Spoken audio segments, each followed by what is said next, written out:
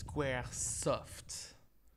Squaresoft, le grand-père de Square Enix.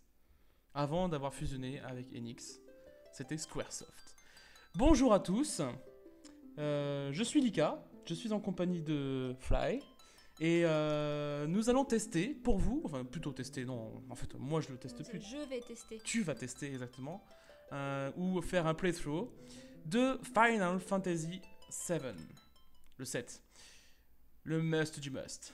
Donc vas-y, je te laisse faire une nouvelle partie. Alors, le principe de ce playthrough est assez original parce que moi-même je connais le jeu, j'ai envie de dire presque par cœur. Et toi-même, tu connais le jeu, j'ai envie de dire presque pas du tout. Bah si, ça va, tu m'en as quand même parlé. Alors je t'en ai parlé, on a vu Advent Children Complete. Ouais. Voilà. T'as kiffé. Ouais. Et puis du coup on s'est dit tiens, et si on faisait le playthrough de FF7? C'est vrai. Du coup bah voilà, on s'est lancé. On en a un petit peu chié au début pour trouver les logiciels qu'il fallait, tout ça. Et puis bah, finalement nous y voici, nous y voilà. Nous allons donc démarrer ce playthrough. Mais avant toute chose, nous allons donc laisser cette petite cinématique s'écouler. Donc là on voit les étoiles. C'est beau les étoiles. Comme dans FF14 quoi. Alors s'il te plaît tu vas essayer de pas trop comparer. Hein, enfin on va. Ça c'est plus beau. Mhm.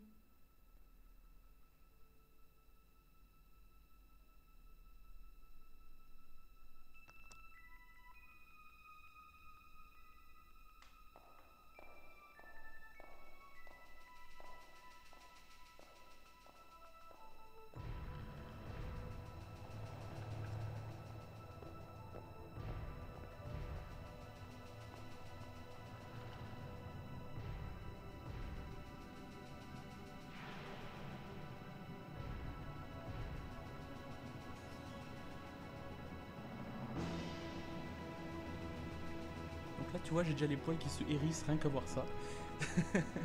C'est vrai en plus. cette 1997. J'avais 9 ans. fois. Ouais, ça va. T'avais 6 ans. J'avais 6 ans. J'ai pris un coup de vieux d'un coup. Et donc le jeu démarre. Donc il s'agit donc d'un jeu Final Fantasy VII sur PC, une espèce de remasterisation. Donc les traits sont un petit peu plus nets que le jeu d'origine. Là on le voit clairement pour ceux qui sont habitués au jeu de PlayStation. Voilà. Hop là, le mec qui fait du judo, la meuf elle fait du karaté, normal. Je tiens quand même à préciser que je ne compare pas avec FF14. Je dis juste que la seule base que j'ai c'est FF14. Donc forcément je vais parler de FF14. Bon, on te pardonne alors. Je te laisse démarrer le jeu. Donc vas-y, fais-toi plaisir. Donc tu contrôles le blondinet là qui s'appelle Cloud. Vas-y, trouve tes contrôles là avec tes touches. Donc t'as une touche qui te permet de courir normalement. Il faut que tu la maintiennes. Il faut que tu maintiennes une des touches de ton clavier pour courir. Voilà, tu l'as trouvé. Alors, voilà. Annulé? C'est le bouton annulé? Ouais. D'accord. Why not? Ok. Et donc voilà ton premier combat. Tu te sens comment? Mieux quand j'aurai compris. Alors le principe est simple, tu désignes soit attaquer, soit magie, et tu désignes ensuite le personnage sur qui tu vas faire l'attaque. Exactement. Et sur ta droite, tu vois, il y a une espèce de petite barre, la petite barre verte qui augmente, là, tu la vois? Et Voilà. quand elle sera pleine, je pourrai attaquer. Bah, tu vois? Nickel. Ou faire une magie si tu en as envie. Moi j'ai pas envie. Voilà, c'est bien. Parce qu'en effet, tu vois, tu as ici tes HP et à côté tes MP. Donc les HP, donc Health Point, donc tes points de vie. Voilà. MP, Et point de mana. point de mana, bien. Ou point de magie, ça dépend du temps. Donc là, tu Pour une valides. quiche quoi. Non mais. Et donc, évidemment, la magie utilise les points de magie, comme le nom l'indique. Ici, donc, tu viens de voir ta barre pour monter ton expérience et obtenir tes éléments ou bien du pognon. Voilà. Donc là, tu es parti dans la bonne direction, en effet. Alors, il y a une touche là que tu as dans ton truc là. Attends, fais voir 2 secondes le clavier. Tac, tac, c'est pas ça. C'est pas ça, c'est pas ça. Ah, voilà, ça y est, on l'a trouvé. Cette touche là, tu vois, ça te permet de voir, les petites flèches rouges te permettent de voir quand il y a un endroit où tu dois te rendre, pas un endroit où tu dois te rendre, mais plutôt une porte. Et puis la petite main au-dessus de ton personnage t'indique que c'est le moment où tu peux jouer, tu peux te déplacer. Et donc là en effet il faut que tu discutes avec les personnages. Tu peux directement partir sur le personnage central qui est en train de s'amuser avec la porte là. Et puis voilà. Ouais, tu faisais partie des soldats, c'est ça. Et qu'est-ce que tu fous dans un groupe nommé Avalanche? Avalanche. Ouais, Avalanche, ou chute de gravier, ça dépend des personnes. Alors j'ai beaucoup de références en termes de Final Fantasy, surtout au niveau de Banal Fantasy, donc créé par un fanat de Final Fantasy en MP3, un petit peu comme le donjon de Nullbuck ou Reflet d'Acide. Il a donc fait toute la série, tout le jeu complet en version MP3 et en version parodiée. Et je l'écoutais quand j'étais vraiment gamin, je devais avoir, je sais plus moi, peut-être 16 ans, un truc comme ça. Il y a une dizaine d'années, facile 10 ans. Et je suis déjà un grand fan, et donc forcément, si à un moment ou à un autre je sors des conneries liées à Banal Fantasy, bah c'est normal, ça fait partie de mes références. Mais que faites-vous? Je pensais voir dit jamais. Alors Final Fantasy VII, sorti donc en 1997. Donc 7ème opus, premier jeu sur PlayStation. Donc qui marquait l'arrivée du 3D sur Final Fantasy. Enfin pas forcément, mais il y a eu un grand débat sur quel est le meilleur Final Fantasy entre le 7 et le 6 à une époque. Aujourd'hui il est indéniable que le 6 et le 7 sont toujours au top du top. Bon, il y a toujours des gens qui apprécient plus le 9, plus le 8, machin. Je les comprends, parce que c'est quand même de très bons Final Fantasy. Maintenant, bon, il faut l'admettre, le 7 et le 6 sont en compétition pour la première place, c'est pas les meilleurs. Donc, tu joues actuellement au 7, l'un des meilleurs. Et puis voilà, je vais te laisser continuer un petit peu à jouer. Donc là, tu vas rentrer dans un réacteur. Tu vas rentrer dans un réacteur, et là, tu as compris donc dans les dialogues que tu faisais partie d'un groupe qui s'appelait avant les soldats. Et qui maintenant s'appelle Avalanche. Alors c'est pas que maintenant ça s'appelle Avalanche. En fait, ton personnage principal, Cloud, faisait partie du soldat. Le soldat, c'était donc les unités de combat, un petit peu les mecs que tu vois en face de toi. En fait, c'est des soldats. Ils font partie du groupe dont tu faisais partie avant. Aujourd'hui, tu fais partie d'un groupe qui s'appelle Avalanche. Et tu découvriras assez rapidement que Avalanche a des ambitions un petit peu particulières. Très nobles d'ailleurs. Après, il faut voter vert. Hein. Et puis... Pourquoi vert? Ah bah tu verras au fur et à mesure. Tu comprendras. Okay.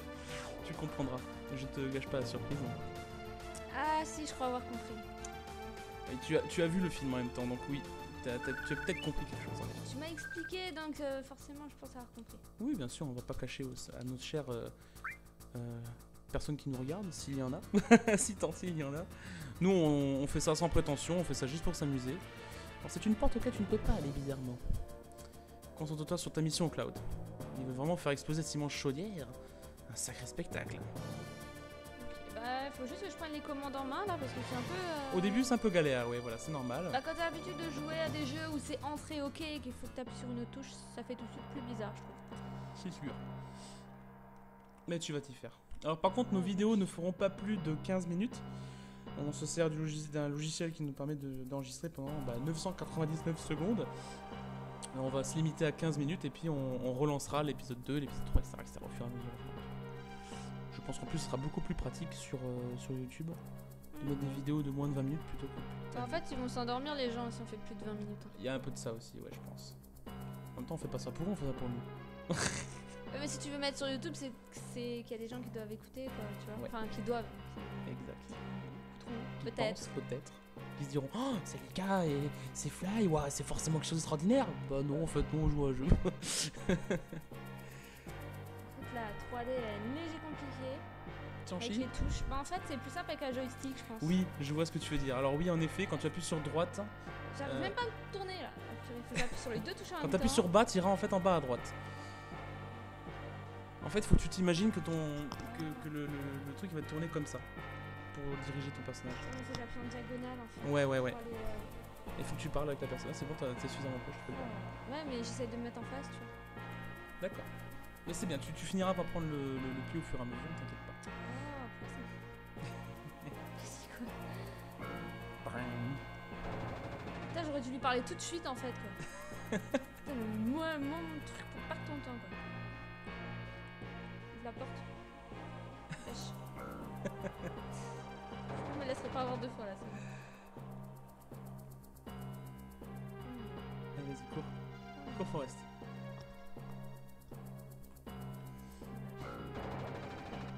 Donc tu es en train de rentrer au fur et à mesure dans un réacteur. Et ta mission en tant que membre de Avalanche, ça va être de De le taguer les détruire. murs, ça Ah, va être de d'accord. livrer des pizzas sans qu'ils aient payé, ni quoi ni caisse. Moi, c'est pas drôle. Quoi. Non, c'est pas vrai. En fait, tu vas leur faire péter la gueule. Faut que t'appuies sur le bouton là-bas. Ah, mais c'est chiant. Va donc dans le. Voilà. Ça y est, En fait, il le fait tout seul. c'est ça. Parce que le temps que je vais être en face, on a le temps de mourir de faim. Ah, pardon. Et donc, vous remarquerez dans cette version du jeu, dans cette version remasterisée, on voit les bouches. Quoi, on voyait pas les bouches avant? Non, on voyait pas les bouches avant. En fait, tu voyais juste les yeux. Ah. Et ça fait un peu bizarre parce que l'autre, on dirait qu'elle est juste complètement conne, la Jess, là, à côté. Je regarde le plafond. C'est assez rigolo. Lui, c'est pareil. Il est vénère, mais à part ça, il a une tête. Bon, ça va. Alors, oui, il rentre en toi, c'est normal. Là C'est dans ma pour- poche. Ouais, bien joué. En fait, c'est pour t'indiquer comme quoi tu l'as dans ton équipe quand tu pars, quand tu fais du combat. D'ailleurs, dans les autres FF, ça se passe un petit peu comme ça. Dans FF... Ouf, combat. Dans FF8, les personnages te suivaient. Mais genre, si tu décidais de faire une boucle, bah, ils faisaient la boucle aussi, quoi. Je te retrouvais... En fait, c'est assez rigolo. Moi, j'aimais bien, dans FF8, j'aimais bien prendre mon personnage et tourner comme un malade. L'autre qui me suivait derrière. Et ça faisait un petit peu genre, tire pas bon dans le chihuahua. C'est assez rigolo. En même temps, bon, rien me fait rire. Et les points de mana là, ils se rechargent automatiquement à la fin du combat. Non, pas du tout. Alors, en fin de compte, pour recharger tes points de mana, il va te falloir un objet qui, je te le dis tout de suite, est relativement rare. Relativement, il y a des jours où tu t'en chies pour le trouver, des fois tu t'en trouves tout de suite. Qui s'appelle Ether. Et une fois que tu auras chopé l'Ether, tu pourras l'utiliser et augmenter tes points de mana. Ouais, donc en gros, j'ai un point de mana jusqu'à ce que je trouve un. Enfin, j'ai ça. Bref. Oui, c'est ça. On s'est compris. Mais c'est exactement ça. Ouais, donc faut que je fasse gaffe là, jusqu'à ce que je trouve un éther, de pas trop utiliser mon mana. Ouais. Faut que tu fasses gaffe, que tu essaies de les économiser. Surtout qu'en plus, comme tu l'as vu, tes attaques suffisent pour attaquer, pour faire des dégâts au mob. Donc, ouais. Alors là, tu le vois, il y a une petite flèche. Non. Appuie sur OK. Quand tu as une flèche verte, en fait, ça va t'indiquer que tu as donc une échelle. Ouais. Et donc, il suffit de te mettre à proximité et de sauter à pieds joints sur ton échelle. Quand tu... Comme il vient de le faire. Et wouhou! Enfin, moi, personnellement, j'ai jamais sauté sur une échelle comme ça et je crois que je ne le ferai jamais. On sait jamais, hein. Non. Si un jour tu te prends pour James Bond ou pour Cloud, Alors, regarde. Là, tu le vois, il y a une espèce d'objet bleu, il brille. enfin, il brille vite fait quoi. Et vite fait, ouais, j'avoue. Là, sa version masterisée, l'autre version, c'est des éclats blancs, limite. Mais quand tu vois les trucs qui brillent comme ça veut dire que c'est un objet que tu peux en effet récupérer. Donc, voilà.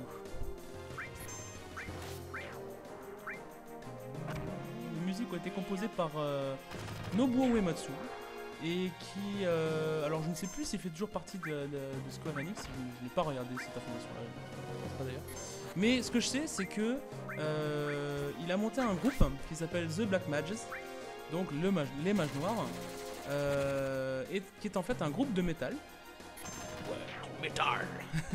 Et qui reprennent les morceaux de Final Fantasy du 1 jusqu'au 10 sur. Peut-être le 12, le 13, je sais pas, enfin 10 sur, du 1 au 10, et version métal. J'ai vu une vidéo sympa ce matin, la gars qui faisait la BO de FF avec sa guitare version métal. Ouais, mais Sympa. il y en a plein qui le font comme ça, ouais. C'est assez original. Bon, je peux pas avancer. J'ai fait tomber mon tampax dans le trou et du coup, j'arrive pas à avancer. Charmant. Ouais, je sais, ouais. Sauf qu'en plus, je l'ai mal sorti parce que c'est pas à ce moment-là qu'elle le sort cette connerie. Nous sommes à 14 minutes 30 de cette vidéo. Je vais donc rendre l'antenne pour la partie épisode 1. Donc, comme vous le voyez, pour l'instant, Julie est un petit peu en train de galérer sur ses contrôles, mais ça va venir. Hein. Galère là les contrôles. Attends, je vais la faire, la Dragon Ball, tu sais. Julie va-t-elle réussir à contrôler son personnage? Est-ce que Cloud va réussir à faire exploser le réacteur? Est-ce que Jess va réussir à récupérer son Tampax? Vous le saurez dans l'épisode suivant. La la la la la la la la la la la la la la la la.